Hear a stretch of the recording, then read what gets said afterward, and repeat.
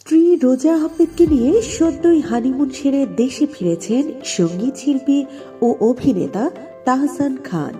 এসেই নিজের কাজে মন দিয়েছেন তিনি। এরই মধ্যে স্ত্রী রোজা আহমেদকে সঙ্গে নিয়ে একটি গানের শুটিংয়ে দেখা গেল তাহসানকে। সামাজিক যোগাযোগ মাধ্যমে ছড়িয়ে পড়া সেই শুটিংয়ের একটি ভিডিও দেখে নেটিজেনরা অনুমান করেন নিশ্চয়ই তাহসানের নতুন কোনো গানের মুখ হতে যাচ্ছেন রোজা আহমেদ। কিন্তু তাহসান এই প্রসঙ্গে স্পষ্ট জানিয়ে দেন, রোজাকে পর্দায় কিংবা গানে আনার কোনো চিন্তা করছেন না তিনি। সম্প্রতি গণমাধ্যমের মুখোমুখি হন তাহসান খান। সেখানে তার কাজ প্রসঙ্গে নানান আলোচনা করেন সঙ্গীত শিল্পী। শুধু তাই নয়, আসন্ন ভালোবাসা দিবসের পরিকল্পনার কথাও জানালেন তাহসান খান।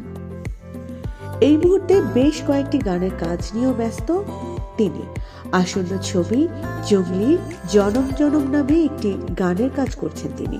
এছাড়াও এবারের ভালোবাসা দিবস উপলক্ষে থাকছে তাহসানের বেশ কয়েকটি গান, যা নিয়েই মূলত তাহসানের ভালোবাসা দিবসের পরিকল্পনা।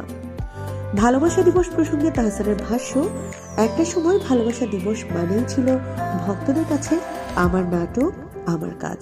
তবে শেষ কয়েকটি ভালোবাসা দিবসের কাজ তেমন হয়নি, অভিনয় প্রায় ছেড়ে দিয়েছি।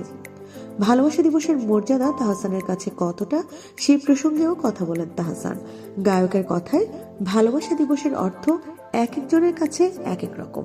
আমার কাছে এটি শুধুই ভালোবাসা উদযাপনের দিন।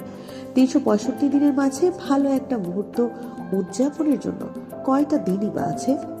আমার মনে হয় মানুষ জাজমেন্টাল না হয়ে অন্তত এই একটা দিন খুব সেলিব্রেট করুক।